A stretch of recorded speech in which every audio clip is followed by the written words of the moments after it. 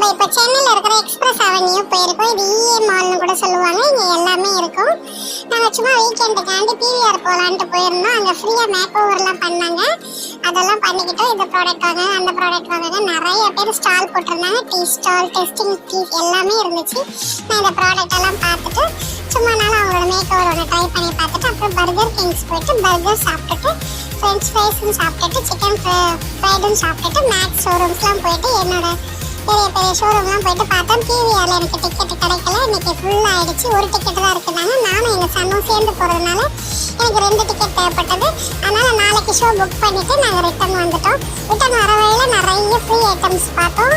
போகும்போது எக்ஸ்கலேட்டர் போனோம், வரும்போது லிஃப்ட்டில் வந்ததுனால உங்களுக்கு இந்த ஷோ நான் பண்ணியிருப்பேன். டெஸ்டிங் டீ வந்து கொடுத்ததாங்க சைனீஸ் ப்ராடக்ட்டு.